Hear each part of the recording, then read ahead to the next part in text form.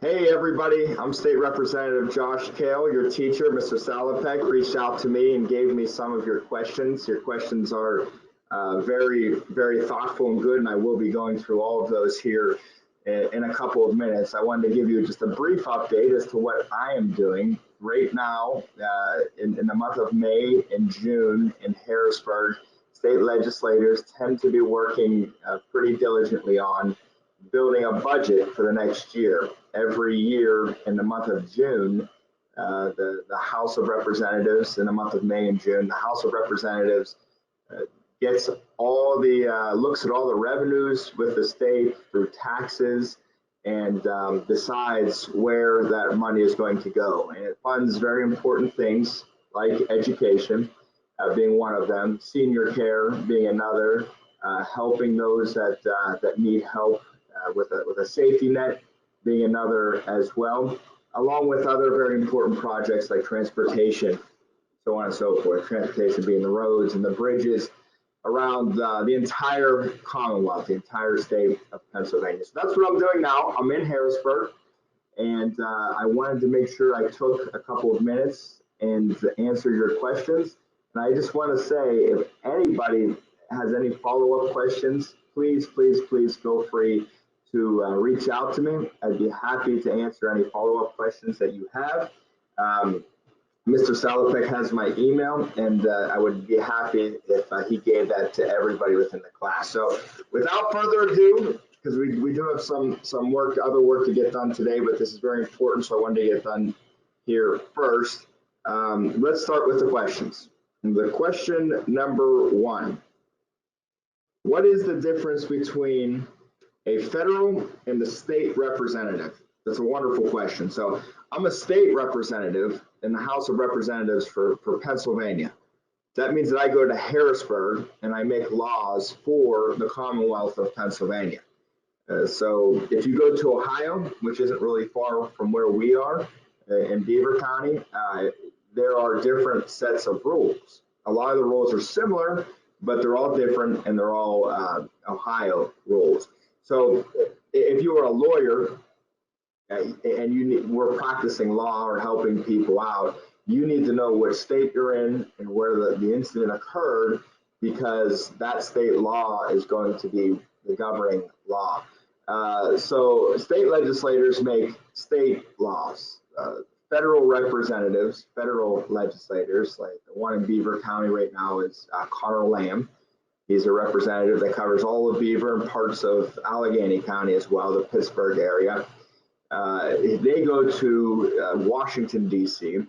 and make federal law. And federal law covers laws for the entire United States. So California is under the same federal law that Pennsylvania is under. So that's the type of laws that they do. There's different, the federal government covers certain aspects of conflicts and dispute resolution between peoples and entities, and the state government covers other aspects, different aspects. But that's a wonderful question, and the difference between state and federal,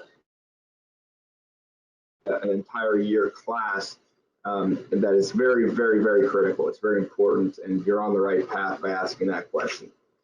The second question is from Molly. That first one was from Zach. Great question, Zach. From Molly. Do you feel a lot of pressure when running for state representative? So, feel a lot of pressure. There is pressure associated with it. There's a lot of pressure because you want to make sure that you're doing the best job for the entire district. You want to make sure that you're being thoughtful for what's best for people, that you're able to clearly articulate your position and communicate that. I think that's the most pressure related spot, is being able to communicate what your position is in an effective way. Being a state representative, I have 60,000 different individual constituents, 60,000 bosses basically that can vote for me, and you want to be aware of where they're at on issues, so you have an understanding of how to best represent your constituent, but you also want to make sure that you can explain the rationale for what you did and what you're going to do. And doing that articulately and doing it in a clear, concise way is extremely important, and there is pressure related there. The actual, you're saying when running for state representative, so the actual campaigning for state representative is also has pressure associated with it for the same reasons, but also there's a lot of different activities happening, and just being on top of it and being at all the different places, making sure you're there, making sure you're talking to everybody, not leaving anybody behind. There's pressure associated with that. And with me, I have seven kids, and so my wife and I try to manage that as well. My oldest is 9, and then we have 7-year-old twins, a 5-year-old, a 3-year-old, a 2-year-old, and my wife is pregnant with the 7th, and that also making sure that you're doing the right thing for your family also is very, very important and critical. Thank you, Molly, for that question. Jacob and Ford. This is a good question. When did you realize you wanted to be a politician? Huh. You know, I got interested in politics in college. So when I was a junior in college, I had the opportunity to intern with a gentleman by the name of Arlen Specter. He was a United States Senator for, I believe, 30 years. And he has since passed away. And he was an older gentleman. And I had the opportunity to intern for him in Washington, D.C. And that's when I think I first realized that that's something that I would like to do. But there was a lot of different things happening in life, and with politics, it's like anything else. The timing has to be right. And so a lot of different things worked out together after going to law school and with the particular seat that I'm in now. But the passion for politics really started when I had the opportunity to intern with Mr. Senator Specter. Good question. Oh boy. Kail, was being an attorney helpful for your job as a state representative? Yes. Yes, being an attorney is helpful. It's definitely not necessary. There's a lot of representatives that are not attorneys. It's helpful because it helps you understand what you're doing from a framework standpoint. I think law can be very complicated. And when you go to law school, they teach you the framework basically of how the law works, what the process is, why the process is important, and what we're really trying to accomplish with all of those nuts and bolts. And having that background and understanding, I think it definitely helps to make you a more impactful legislator that can effectuate more change because you understand and get exactly how things fit and where they fit within the puzzle. So great question there, Kate. Number 5, how many times a month do you travel to Harrisburg, and do you stay multiple days when you go? So Harrisburg travel is seasonal, more or less. What I found, the first 6 months of what's called of the year, the first 6 months of the year, January through June, there is a lot of travel. January, it's a couple times, a couple weeks that month. And when I say week, and I'll get to that because that's the second part of the question, is do you stay multiple days? Yes. A standard session a week is Monday, Tuesday, Wednesday. Come up Monday morning. I come up Monday morning because I don't stay overnight Sunday. I come up, get up early, get up here Monday morning, and I leave on Wednesday afternoon. So there's usually 2 or 3 weeks in January, a 1 or 2 in February, and that's because in February, the Appropriations Committee, or the committee that really does evaluates the budget and gets prepared for the budget that we vote on in the end of May or June, does their hearings, and they talk to different government agencies.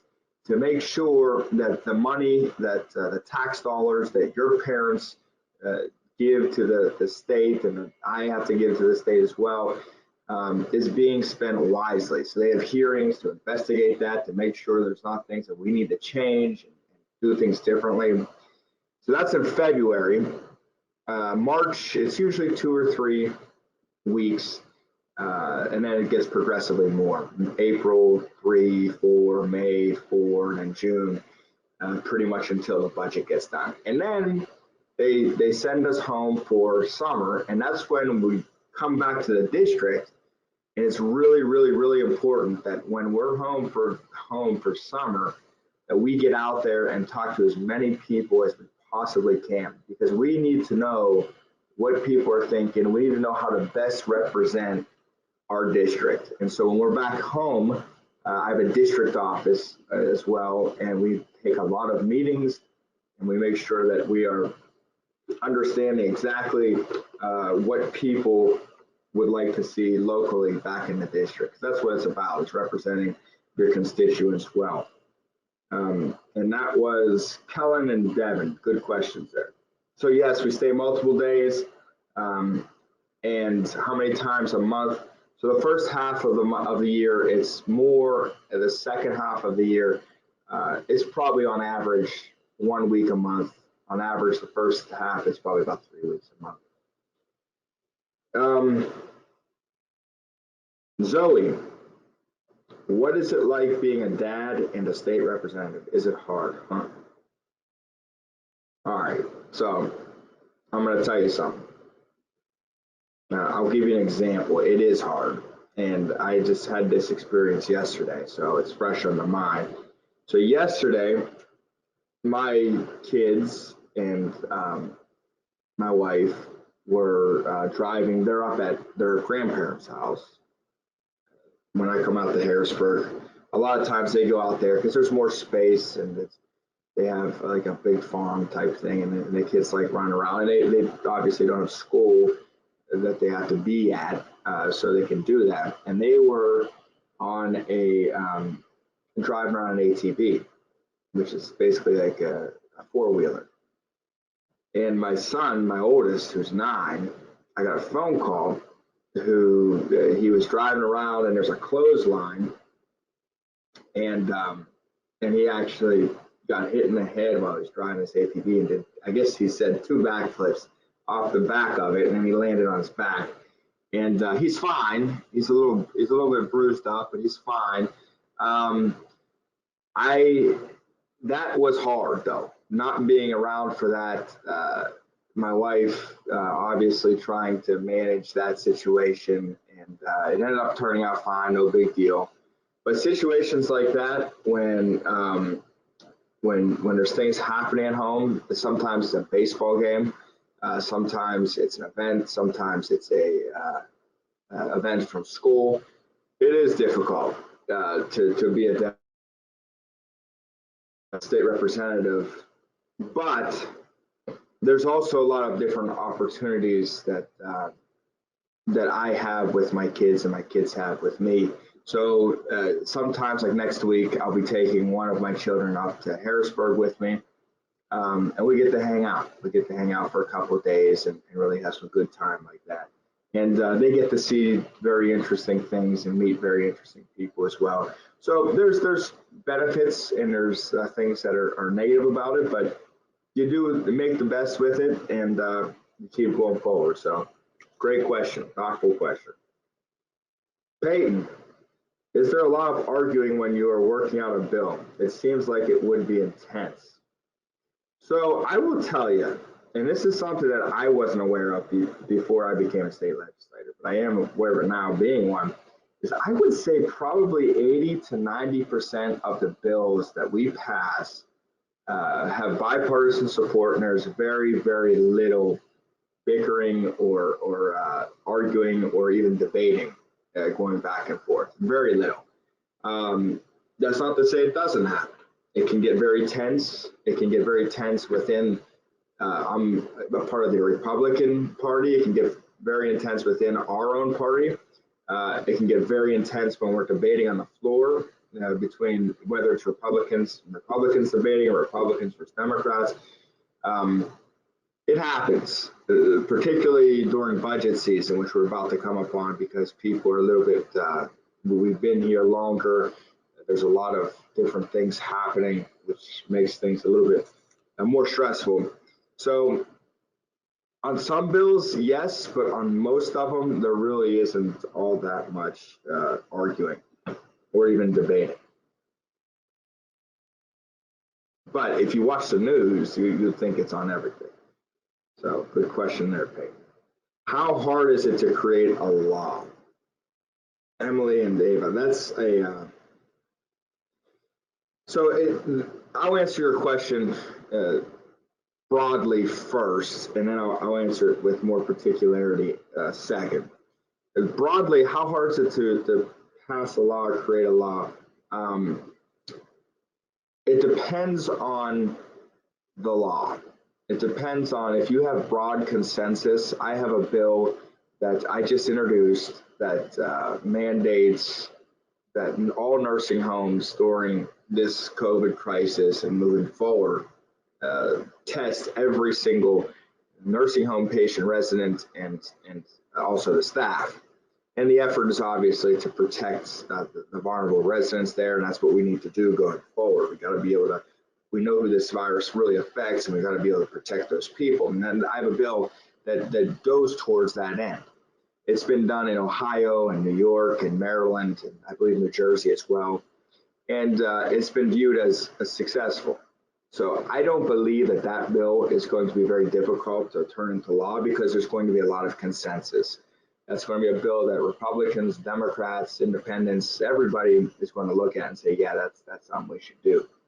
Now, if it's a more controversial bill, if it's something where there's disagreement amongst serious, sincere disagreement between different parties or factions, then it can be very, very, very difficult, because not only does it have to come through the House, they got to go through the Senate.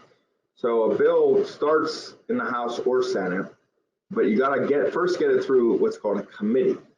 So each, the Senate and the House all have committees, and these committees are basically specializations. Like I'm on the Education Committee, so we specialize in overseeing what's happening with education. I'm also on Commerce Committee and the Judiciary Committee. And we have these committees, and we specialize in certain bills. So the first thing you got to do is get it through the first committee, and then you got to get it through the entire body of the House of Representatives. So there's 203 of us. So you need 102 votes to get it passed. And then it got to go to the Senate, and it goes through that same process in the Senate.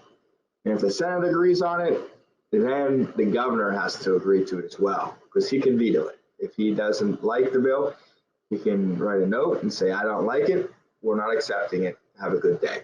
Then we got to start all over again.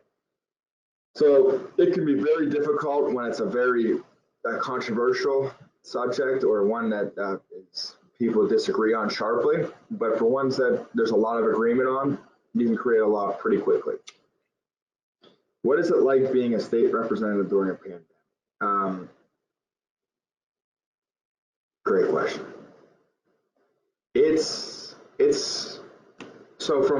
I'll answer that question generally, then technically.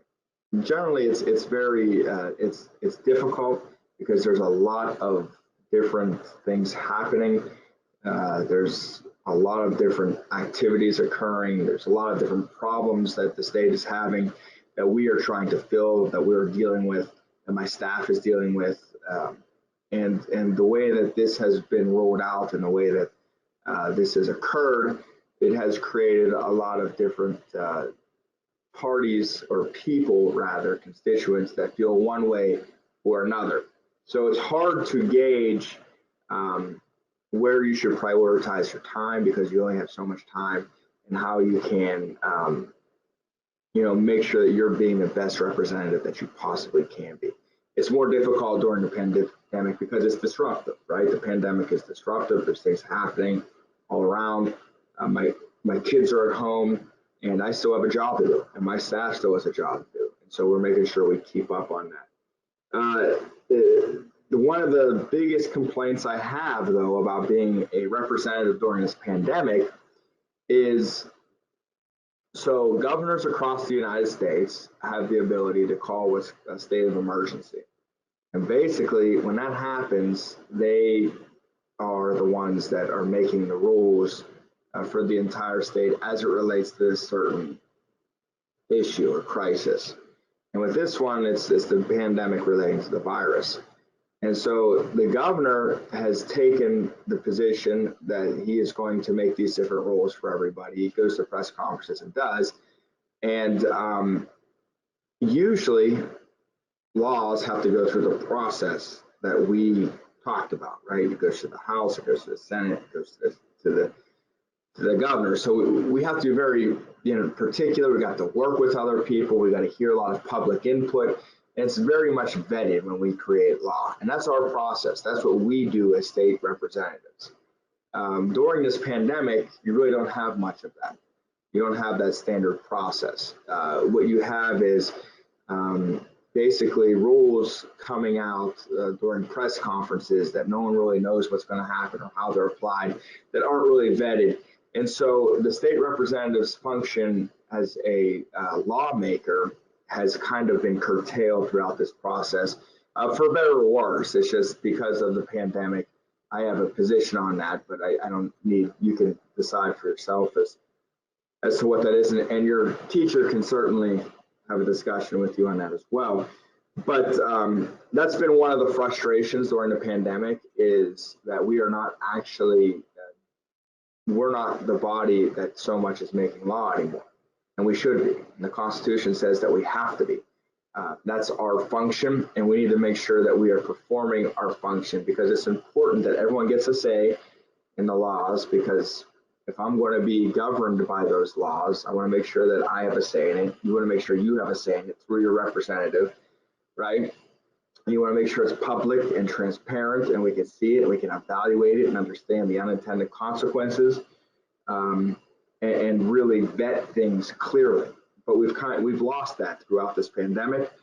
And as a representative, I think it's important that we regain that, because that is a critical aspect of the rule of law. It brings integrity and legitimacy and buy-in from everybody to make sure that we are following the law. So it has been frustrating in that regard. And I know I went a little upstream there, but it's a great question. So Adam, Noah, Bianca, thank you very much.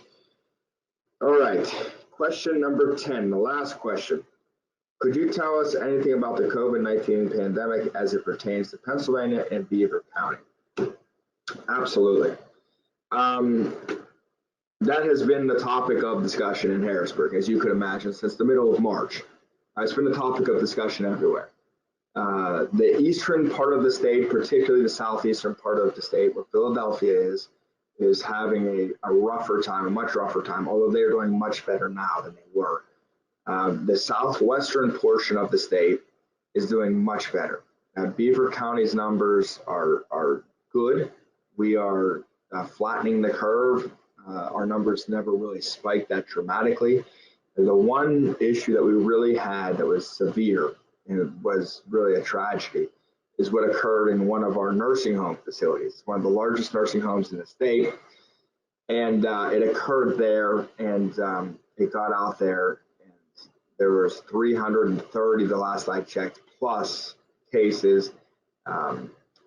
Over 90% of the people that have passed away in Beaver County have been from that facility. So basically, outside of that facility, Beaver County has done excellent.